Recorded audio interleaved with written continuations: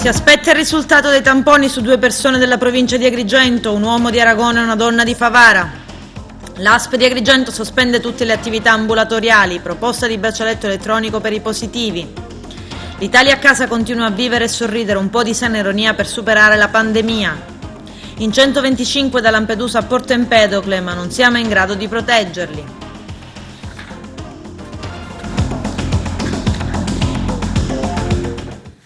Bentrovati gentili telespettatori al nostro appuntamento con l'informazione. Come avete sentito dai titoli, altri 2 casi sospetti in provincia di Agrigento, tampone a un uomo di Aragona che arriva dalla Lombardia e ad una donna di Favara già ricoverata in ospedale. C'è il servizio. Un uomo di Aragona di 72 anni, rientrato dal nord della Lombardia nei giorni scorsi, si è presentato al pronto soccorso dell'ospedale San Giovanni di Dio di Agrigento con febbre alta, tosse e difficoltà respiratorie. La TAC ha rilevato una polmonite interstiziale. È stato eseguito il tampone. Nel frattempo l'aragonese è stato trasferito all'ospedale Sant'Elia di Caltanissetta. Il pronto soccorso è stato subito sanificato e così anche la sala TAC. Per avermi ascoltato, e vi posso dire sul caso di oggi che è impazzato su tutti i giornali. C'è stato un signore che è stato ricoverato ad Agrigento, dove che da una TAC gli hanno diagnosticato una pleurite. Per scrupolo lo hanno trasportato all'ospedale Sant'Elia di Caltanissetta, che in questi momenti gli stanno effettuando il tampone. L'esito di questo tampone si saprà domani mattina, quindi ancora non abbiamo nessun caso accertato di Covid-19, di coronavirus. Quindi evitiamo allarmismi, cerchiamo però di non abbassare la guardia, stiamo a casa, troviamoci lavoretti, troviamoci la possibilità di fare il pane, di fare la torta, di leggersi un libro, di creare un puzzle, di fare la qualsiasi cosa pur di farci passare il tempo. Evitiamo di uscire, evitiamo di andarci a fare la corsa, evitiamo di farci la passeggiata, perché non è necessaria in questo momento. In questo momento è necessario stare a casa, stare da soli e anche a casa stesso cercare di stare vicini il meno possibile. Si registra un caso sospetto, si tratta di una donna di 76 anni di Favara che risultava già ricoverata in una specifica unità operativa della struttura di Contrada Consolida. La paziente è stata sottoposta a tampone rinofaringeo, test che è stato ritenuto fondamentale dai medici dell'ospedale di Agrigento per fare chiarezza sulle condizioni cliniche della donna. Anche in questo caso sospetto, così come nei precedenti registratisi nel capoluogo quanto nel resto della provincia, sarà necessario aspettare l'esito del tampone prima di avere concretezza specifica sulla positività o meno al coronavirus. Proprio in questi minuti passa una notizia su una signora che risulterebbe positiva al Covid-19. Ancora non abbiamo nessun dato certo. Vero è che la signora risulta essere ricoverata presso l'ospedale San Giovanni di Dio. Ancora non c'è stata data nessuna notizia su dove lo abbia potuto aver preso quindi il virus. È una situazione emergenziale e abbiamo fatto diversi appelli e diversi comunicati, ma credo ancora parte della comunità non abbia capito la gravità della situazione. Non mi è il mio solito essere molto drastica, ma è opportuno ricordare a tutta la comunità che veramente è necessario rimanere a casa se vogliamo sconfiggere questa battaglia. Lo so che ci troviamo tutti in situazioni assurde, siamo costretti a rimanere a casa, a dover stravolgere le nostre abitudini, ma non è momento per cui potersi lamentare. Tutti negativi i tamponi per il coronavirus effettuati all'ospedale di Sciacca. Ad annunciarlo è la presidente della Commissione Salute all'Ars, Margherita La Roccaruvolo. Buone notizie dunque dall'ospedale di Sciacca, scrive: ho appena sentito il direttore sanitario dell'ASP di Agrigento, il quale mi ha comunicato che la terza tranche di tamponi fatti all'ospedale Giovanni Paolo II per rilevare eventuali contagi, per l'esattezza 66, sono risultati tutti negativi. Emergenza coronavirus, l'ASP sospende tutte le attività ambulatoriali. I dettagli nei servizi.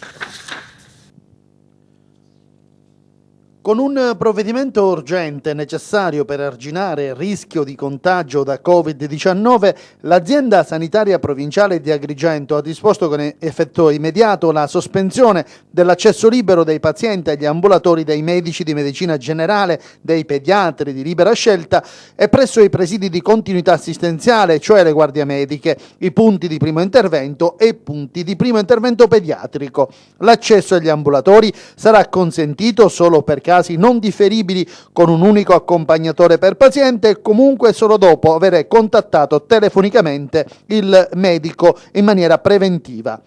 La misura auspica una drastica riduzione delle occasioni di assembramento presso gli ambulatori, determinando una riduzione delle occasioni di possibile contagio anche a favore dei medici e del personale di supporto, evitando così di compromettere la sostenibilità del sistema delle cure territoriali. La sospensione, con decorrenza immediata fino a cessata emergenza coronavirus, prevede comunque la possibilità di contattare telefonicamente il medico e, se necessario, organizzare l'accesso in ambulatorio. A Catania un uomo di 52 anni è morto nel reparto di rianimazione dell'ospedale Cannizzaro, dove è stato ricoverato in terapia intensiva per insufficienza respiratoria. L'uomo, affetto da altre patologie, è stato soccorso venerdì scorso al pre-triage con febbre, tosse e difficoltà respiratorie e soprattutto al tampone per il coronavirus, risultato positivo. Così ha confermato la direzione dell'azienda ospedaliera Cannizzaro, la terza vittima che si registra in Sicilia collegata al coronavirus. Le misure di distanziamento sociale potrebbero non bastare in vista delle prossime 2 settimane in cui si prevede l'aumento dei casi in Sicilia. La proposta dell'infettivologo Antonio Cascio, professore di malattie infettive all'Università di Palermo, è braccialetto elettronico per i positivi e tampone per tutti. Carmelo Lentini. Il dottore Antonio Cascio, professore di malattie infettive tropicali all'Università di Palermo, propone il braccialetto elettronico per i positivi al coronavirus che sono in isolamento a casa e ribadisce con forza che è necessario estendere il tampone anche agli asintomatici, come sta facendo il Veneto e come ha fatto la Corea. Inoltre chiede che il test venga eseguito su tutti i pazienti che giungono in ospedale con febbre e sintomi respiratori per evitare epidemie in corsia.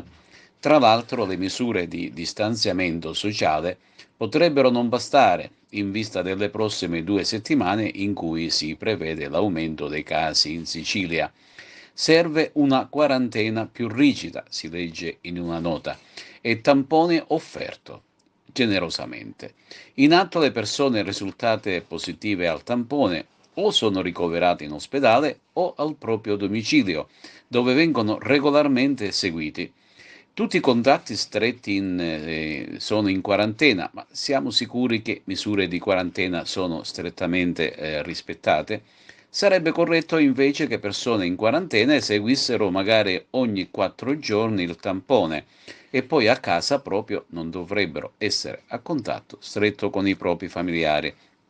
Per quanto riguarda le strategie atte a far sì che la curva epidemica e da esponenziale si appiattisca, bisogna insomma rendere più efficaci i controlli. A parte il distanziamento sociale è fondamentale una quarantena rigida dei controlli, aggiunge. È un isolamento rigido dei positivi che non necessitano di ricovero. Ricorrerei anche al braccialetto elettronico. Cascio richiama il modello Corea che ha esteso i tamponi anche agli asintomatici. Se vogliamo che la curva epidemica non continui a salire in maniera esponenziale, dovremmo molto banalmente fare quello che è stato fatto in Corea del Sud ed anche la regione Veneto si sta apprestando a fare, ovvero aumentare l'offerta del tampone alle persone asintomatiche in maniera tale da isolarli se positivi al test. Ovviamente il test dovrà essere successivamente offerto prioritariamente a tutti i contatti stretti delle persone che verranno riscontrate positive. Il segretario del Sindacato Medici Italiani e Regione Sicilia, lo pneumologo Giuseppe Catania, è intervenuto con una lettera aperta sul trattamento del coronavirus esortando le istituzioni preposte ad effettuare uno screening di massa per saggiare almeno il 10% della popolazione, presa a random al fine di avere contezza sulla effettiva diffusione del virus, tenuto conto che molti soggetti già contagiati o sono asintomatici o hanno una sintomatologia molto lieve oppure diagnosticati per altro tipo di infezione. Il virus, come tutti gli altri virus, si legge nella nota, vive dentro le cellule, il contagio è interumano e si trasmette per via aerea tramite le particelle della saliva, dove è quasi certa la presenza di cellule infette. Tra l'altro il virus vive poche ore fuori dalle stesse cellule, per cui si rende necessario mantenere le distanze. Inoltre bisogna evitare in maniera assoluta il fumo per non determinare discinesie dell'apparato di difesa. Nello stesso tempo allontanarsi da ambienti inquinati che, come il fumo, danneggiano la nostra difesa e la immobilizzano. In caso dei primi sintomi consiglia lo stesso Catania, come febbre e dispnea quantificata e con un semplice ossimetro, bloccare le citochine pro-infiammazione che sono la base della nostra difesa e in questo caso sono la nostra distruzione, poiché i danni sono derivati dalla nostra eccessiva lotta antivirale. In questi casi è molto efficace il cortisono, che riesce a bloccare tutto, oppure potenziare le citochine antinfiammatorie. Poi precisa con una riflessione, il virus influenzale senza i vaccinati forse avrebbe portato a maggiore mortalità. La letalità di questo virus non può essere maggiore di un virus influenzale, in quanto non avrebbe interessato quasi totalmente la fascia più vecchia, ma anche tutte le altre fasce. Adesso ascoltiamo l'intervista del nostro direttore Arturo Cantella al pediatra Giuseppe Gueli. Sulle problematiche mediche relative al coronavirus abbiamo sentito oggi il parere del dottore Peppe Gueli, pediatra agrigentino, tanti consigli del medico verso i genitori, ribadendo l'uso delle norme da seguire per gli adulti anche per i più piccoli, raccomandazioni anche per le mamme in attesa di osservare scrupolosamente le norme igieniche dettate dal Ministero della Salute. Siamo in piena pandemia. La pandemia è un qualcosa a cui nessuno di noi era abituato a confrontarsi fino ad ora. Lo abbiamo solo letto nei libri, ne abbiamo solo sentito parlare dei nostri predecessori, però ci siamo caduti pure noi. È un evento che ovviamente ha stravolto la nostra vita quotidiana, ha stravolto la nostra vita sociale, quella familiare, quella lavorativa, ma soprattutto è un'emergenza sanitaria. Vero è che noi professionisti della sanità siamo abituati a confrontarci con le epidemie, ma soprattutto con epidemie diciamo che periodicamente si susseguono a seconda delle stagioni, ma con microbi che noi siamo abituati a conoscere, cioè conoscere significa che ne conosciamo l'evoluzione della patologia che producono, sappiamo come diciamo, affrontarla, limitarla e diciamo che finora non eravamo mai entrati in un tunnel, in un incubo come quello che stiamo vivendo in questi giorni. Parlando di emergenza sanitaria direi che l'emergenza nasce proprio dalla capacità di questo virus di diffondersi e di estendersi proprio a macchia d'olio. Purtroppo proprio la scarsa conoscenza di questo virus ha purtroppo indotto fin dall'inizio probabilmente a sottovalutarlo, cioè si era detti che si trattava di una forma di influenza che tutto sommato diciamo, si poteva autolimitare, invece strada facendo ci si è resi conto che si tratta ben oltre che di un'influenza, è una vera e propria polmonite, una polmonite interstiziale che può dare elevati tassi di mortalità. Ecco, alle famiglie sono... Ma devo dire che la fascia pediatrica per nostra fortuna è fortunatamente abbastanza risparmiata da queste forme di polmoniti.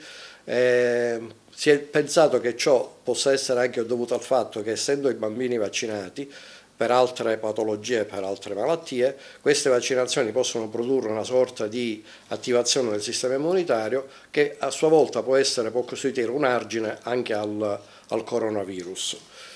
Tuttavia il fatto che i bambini non siano coinvolti in maniera drammatica così come gli adulti o soprattutto alla terza età non deve farci abbassare la guardia, perché si è visto che molti bambini, anche se affetti da patologie, cioè da sintomi abbastanza lievi, quindi possono essere pauci asintomatici o asintomatici, e la sottovalutazione di questo discorso può far diventare proprio questi innocenti veicolo e propagatori di infezione. Quindi un appello che faccio soprattutto a chi convive con i bambini, soprattutto ai nonni, agli zii, che sono quelli che magari si tengono più lontani o sono più portati ad allontanarsi dagli adulti, ma con i bambini viene proprio difficile non abbracciarli, non baciarli, di stare attenti anche in questo caso, perché proprio loro potrebbero essere il veicolo di contagio di questo virus.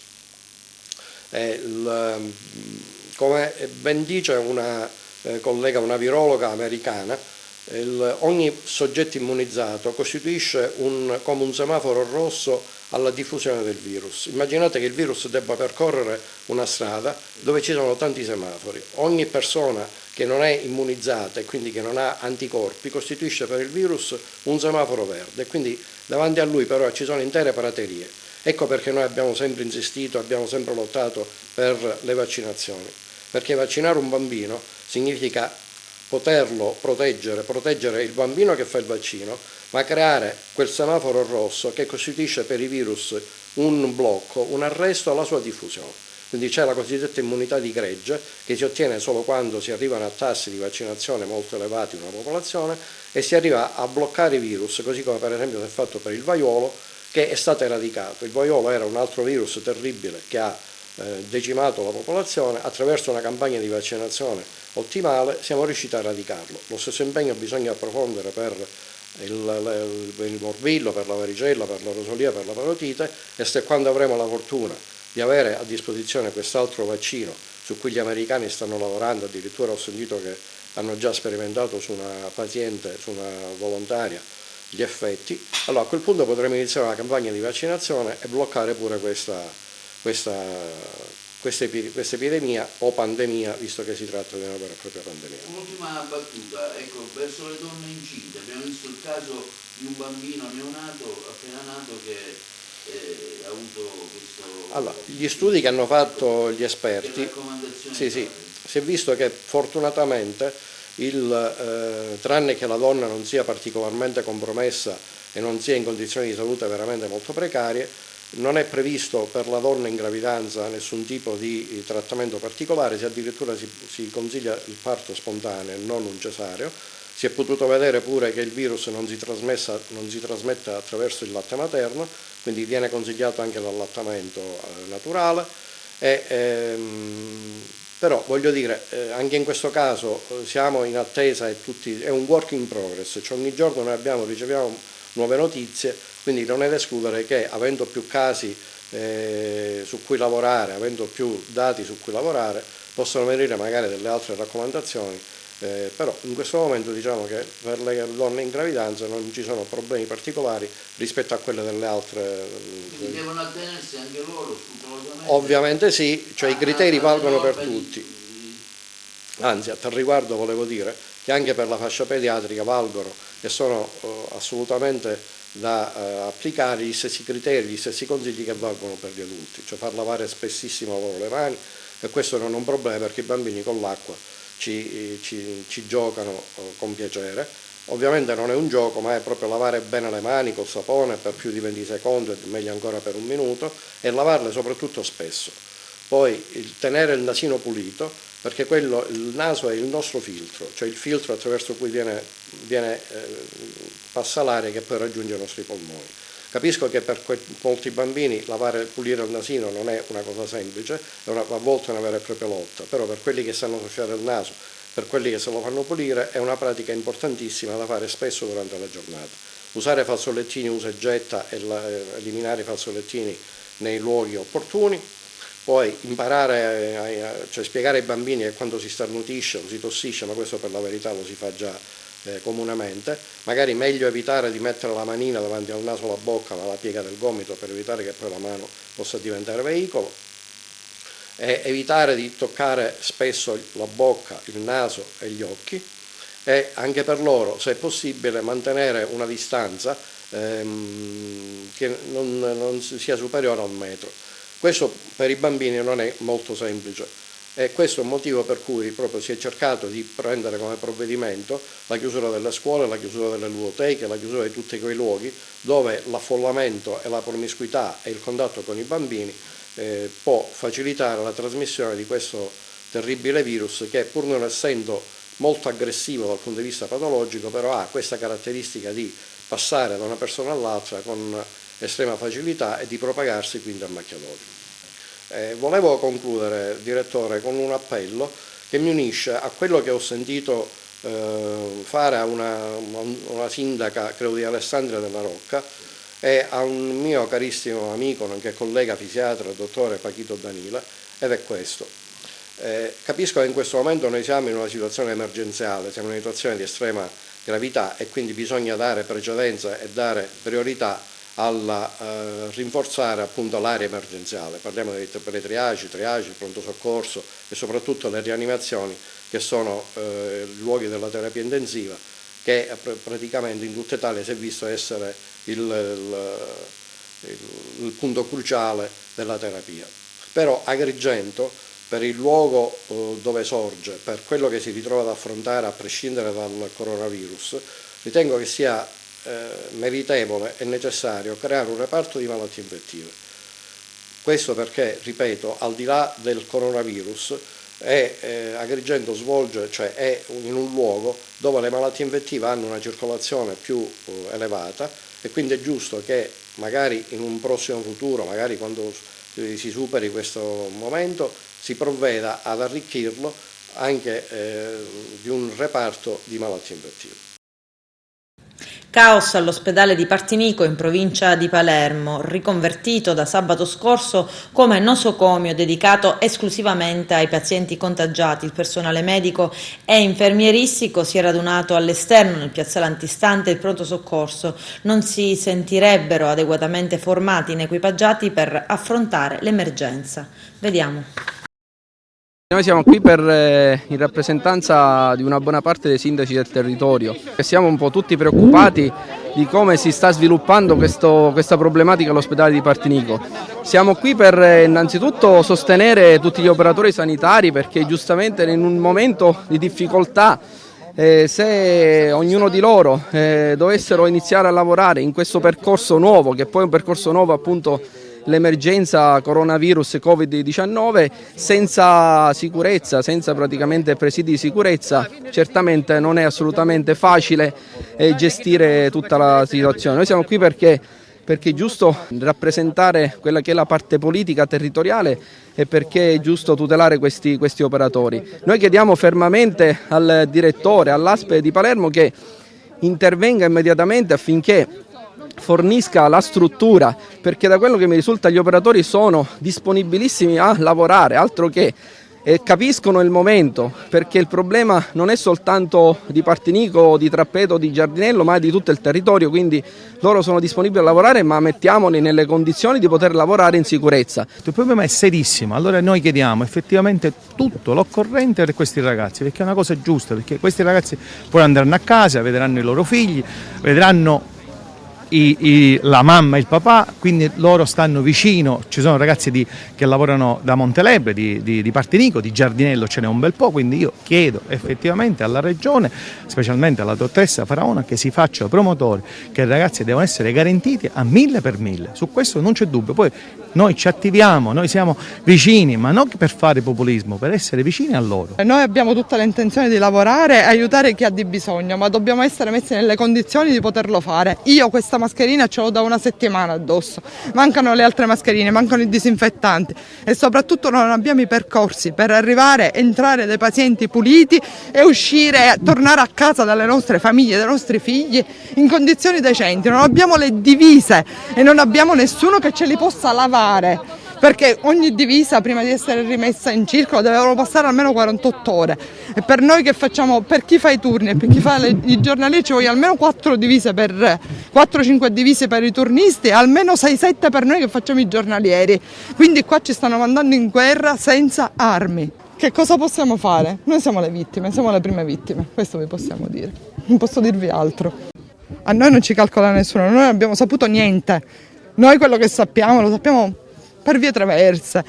Una formazione che ci hanno fatto di meno di 2 ore, dove ci hanno fatto vedere come si veste e si sveste una persona, ma in realtà come ci dobbiamo vestire e svestire, che i dispositivi che loro ci hanno fatto vedere che dobbiamo utilizzare non li abbiamo. Non li abbiamo. Il Burj Khalifa di Dubai, il celebre grattacielo più alto del mondo e simbolo degli Emirati Arabi Uniti, si è illuminato con i colori della bandiera italiana alternati alla scritta "Siamo con voi", in segno di solidarietà e amicizia con l'Italia nel comune impegno a vincere la sfida del coronavirus. Il sacrificio che le forze dell'ordine stanno compiendo per garantire la salute di tutti i cittadini non è passato inosservato nel centro storico di Agrigento, dove in via Plebis Rea il passaggio di 2 pattuglie della polizia è stato salutato dall'inno di Mameli. Dai balconi, come in questi giorni di emergenza in forte uso fare, sono partite le note dell'inno nazionale e gli agenti impegnati nelle attività di controllo hanno arrestato la marcia e sono scesi in strada, dove si sono messi sull'attenti. Dopo gli onori militari, un lungo e commosso applauso, accompagnato anche dai grazie che i cittadini hanno tributato agli agenti dagli altoparlanti di una delle volanti, poi il saluto dei poliziotti agli agrigentini. Grazie di cuore. Guardate.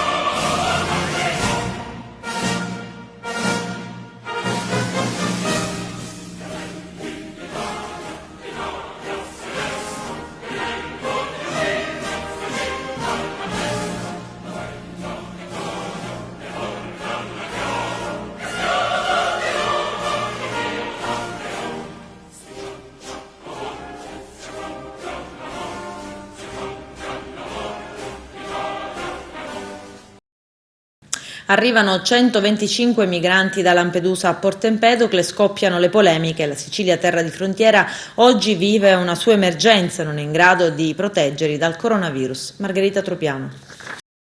Erano giunti a Lampedusa, ma il centro di accoglienza, già pieno, non poteva ospitarli. Ne è stato dunque disposto il trasferimento ad Agrigento e sono arrivati i migranti in fuga dal loro inferno. 125 approdati ad un altro inferno, l'Italia ostaggio del coronavirus. Ne è stato disposto l'alloggio presso l'Hotel Tiziana di Porto Empedocle. Le immagini diffuse sui social che vedete si riferiscono al loro arrivo, senza alcun dispositivo di protezione e con i controlli di rito, seppur l'attuale situazione di rituale, di normale, non abbia nulla.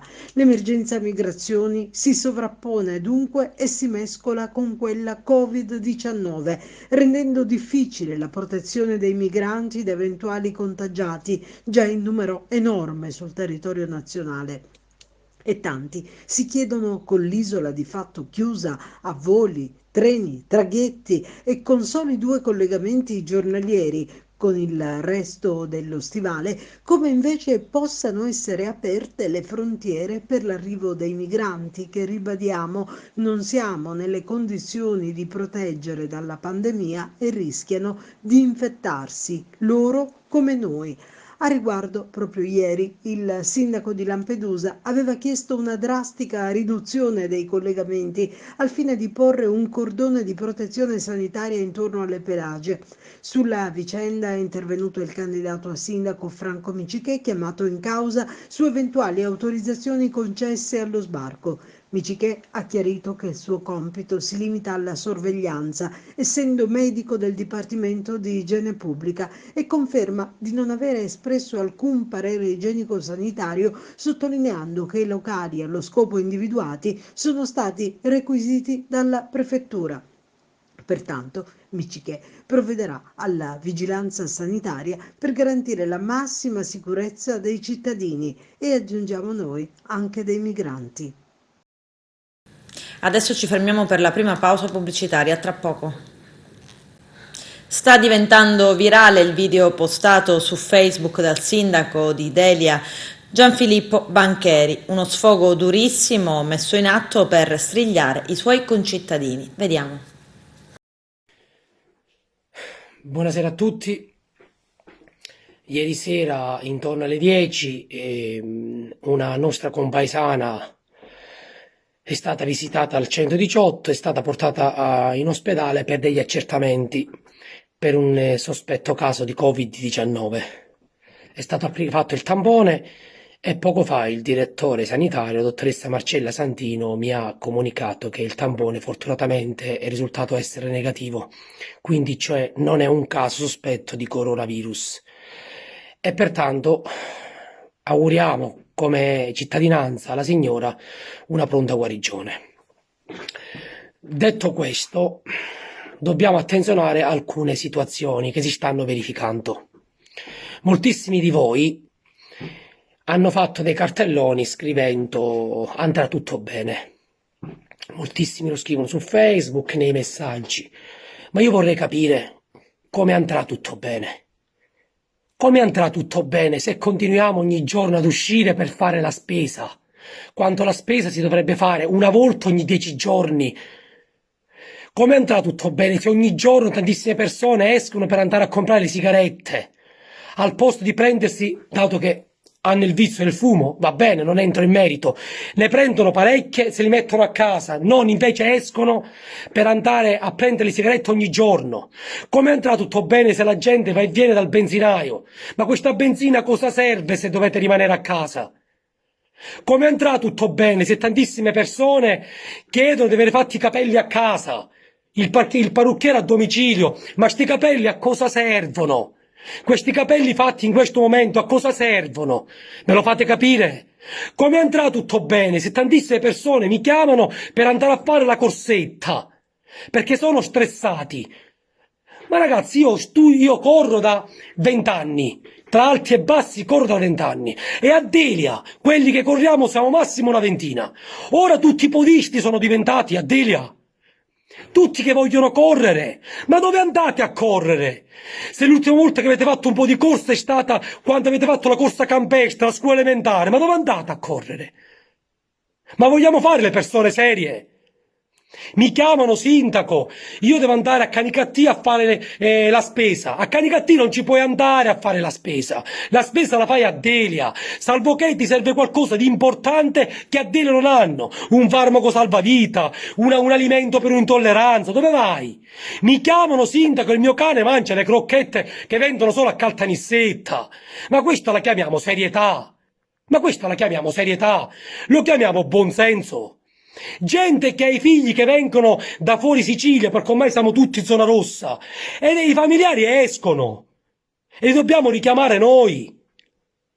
Oggi di domenica tantissime persone in campagna a arrostere carne, a fare barbecue. Ma stiamo scherzando? Ma stiamo giocando con la pelle nostra e di tutta la cittadinanza. Facevano delle feste in un condominio, ci sono andato io solo oggi, di domenica. E siamo sindaco, siamo tutti quelli del condominio, ma il contagio lì è. Stare a casa significa stare solo con la propria famiglia, non con i vicini di casa. Che poi voglio vedere sti vicini di casa che confidenza avete. Tutte ore sti buon vicinato c'è a Delia. Tutti sti buon rapporti di vicinato ci sono a Delia. Gente che per fare il cartellone andrà tutto bene. A casa 20 persone per fare perché il cartellone deve essere bello e chiamiamo cugini, parenti per fare un cartellone. Quello è contagio, quello è rischio contagio, lo capito o no? Stare a casa non significa fare venire persone per fare cuginette a 20 a 30. Ma di che stiamo parlando? E qualcuno mi dice, sindaco, dobbiamo ringraziare quelli che rimangano a casa. No, io ho pensato a questa frase, no, quelli che rimangono a casa stanno facendo il loro dovere, che oggi ha i caratteri dell'obbligatorietà, oggi è un obbligo rimanere a casa. Dobbiamo ringraziare a quelli che sono in trincea, perché in Italia siamo bravi a capovolgere le cose. Dobbiamo ringraziare le migliaia di medici, di infermieri, paramedici, forze dell'ordine, vigili, associazioni volontariato, sindaci, persone che siamo in trincea noi, in mezzo alle strade per proteggere la moltitudine, che se ne fotte. Diceva il sindaco di Niscemi, il mio collega, si cazzeggia, è vero, si cazzeggia. Siamo stressati a stare a casa, stiamo stressati. Con il telefono, la connessione internet, la televisione, il mangiare, la PlayStation, siamo stressati. Stressati i nostri nonni che andavano in guerra, non quelli che si rimangono a casa. E che cantiamo azzurro, azzurro dai balconi se poi usciamo a fare la spesa ogni giorno? La coerenza dov'è? La coerenza dov'è? Il rispetto dov'è? Nostro e degli altri. Ma la vogliamo finire o no? Io oggi già con la polizia municipale abbiamo denunciato persone all'autorità giudiziaria e continueremo a farlo. Ed adesso una raccolta di video che mostrano voi e il vostro tempo a casa. Vediamoli.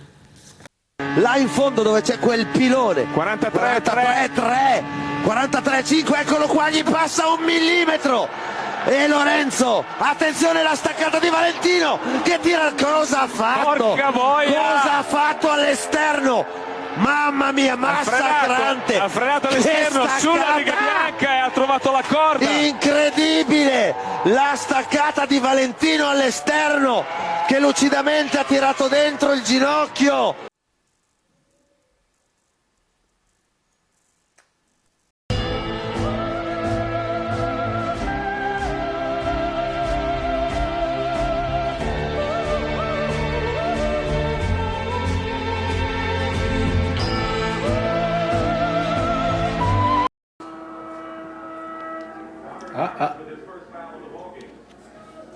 Pedro, give me 5.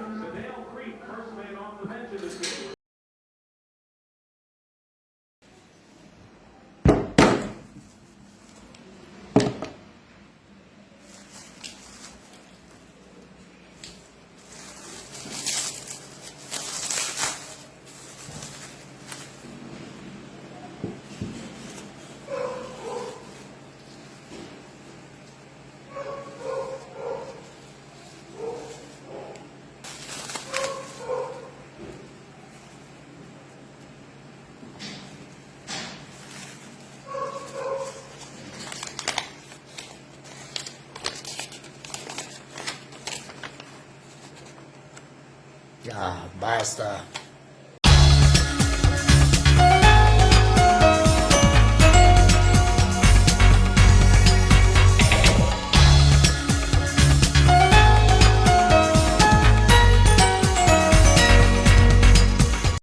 Il blocco dei collegamenti non impedisce l'arrivo delle merci in Sicilia, lo precisa il presidente della regione Nello Musumeci dopo la drastica decisione di chiudere definitivamente i confini. Ci sono i nostri servizi.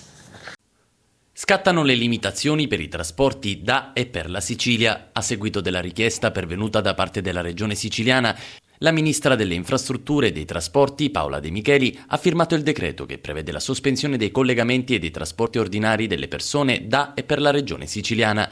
Resta regolare invece il trasporto merci. L'obiettivo delle misure inserite nel decreto è quello di contrastare il diffondersi dell'emergenza epidemiologica da Covid-19, limitando al massimo il rischio di possibili fonti di contagio provenienti dall'esterno della Sicilia. Nel decreto si specifica che le persone possono viaggiare su navi adibite al trasporto merci esclusivamente per dimostrate e improrogabili esigenze previa autorizzazione del Presidente della Regione.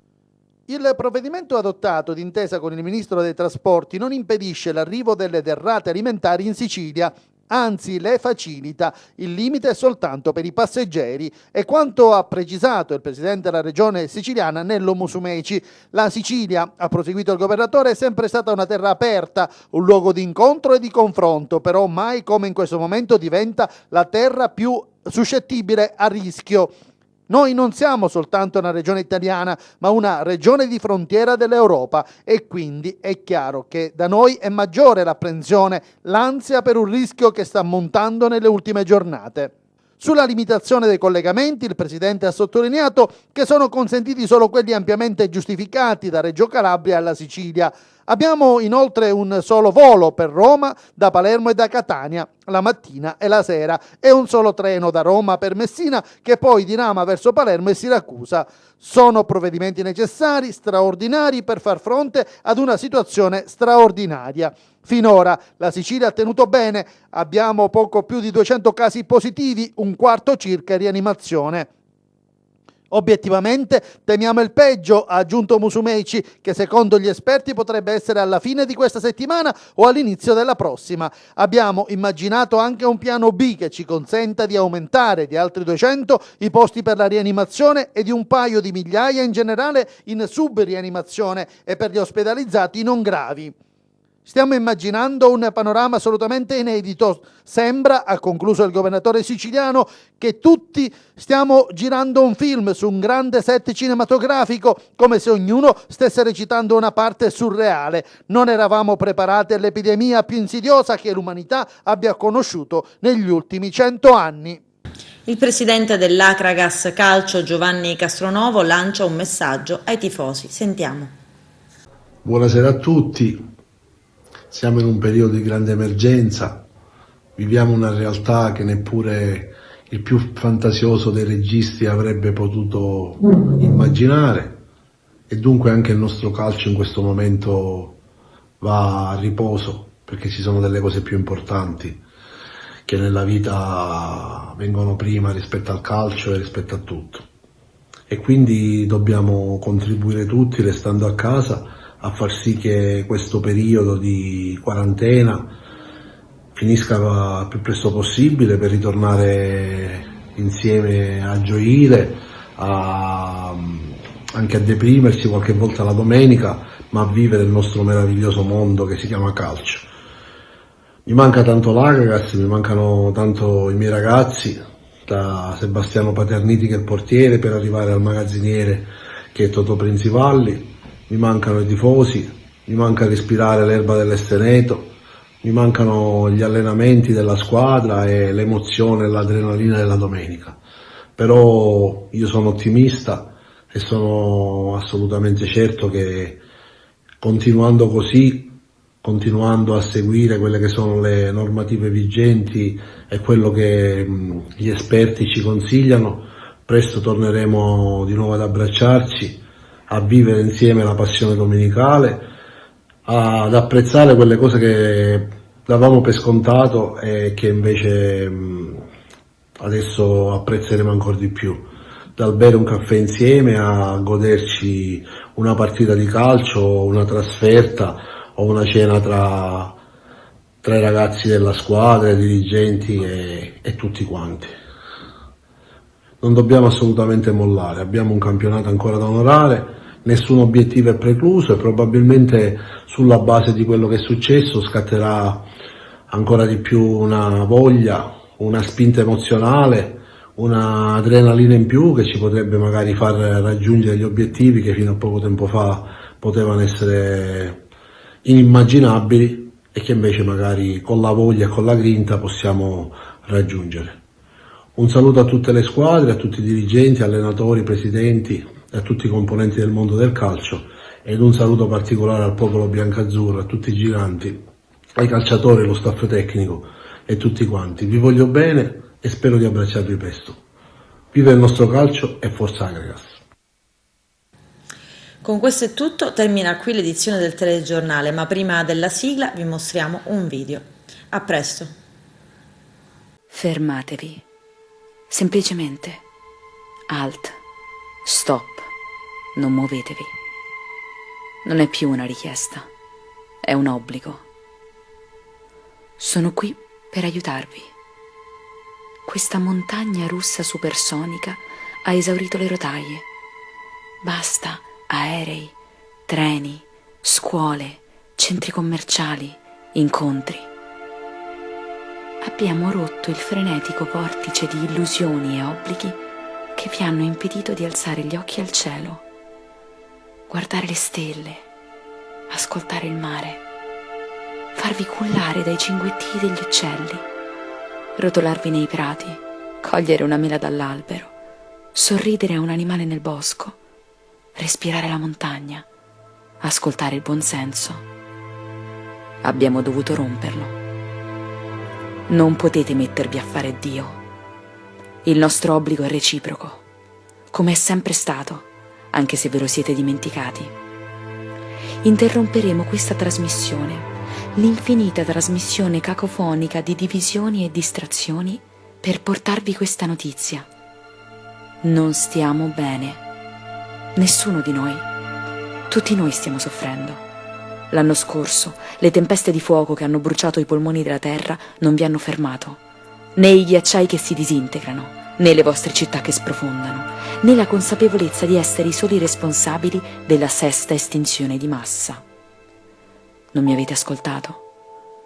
È difficile ascoltare essendo così impegnati, lottando per arrampicarsi sempre più in alto sull'impalcatura delle comodità che vi siete costruiti. Le fondamenta stanno cedendo. Si stanno inarcando sotto il peso dei vostri desideri fittizi. Io vi aiuterò.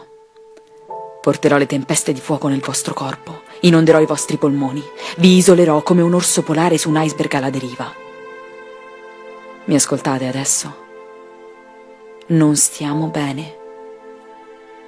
Non sono un nemico, sono un mero messaggero, sono un alleato, sono la forza che riporterà l'equilibrio. Ora mi dovete ascoltare. Sto urlando di fermarvi. Fermatevi. Tacete. Ascoltate. Ora alzate gli occhi al cielo. Come sta? Non ci sono più aerei. Quanto vi serve che stia bene per godere dell'ossigeno che respirate? Guardate l'oceano. Come sta? Guardate i fiumi. Come stanno? Guardate la terra. Come sta? Guardate voi stessi. Come state? Non puoi essere sano in un ecosistema malato. Fermati. Molti hanno paura adesso. Non demonizzate la vostra paura. Non lasciatevi dominare. Lasciate che vi parli. Ascoltate la sua saggezza. Imparate a sorridere con gli occhi. Vi aiuterò, se mi ascoltate.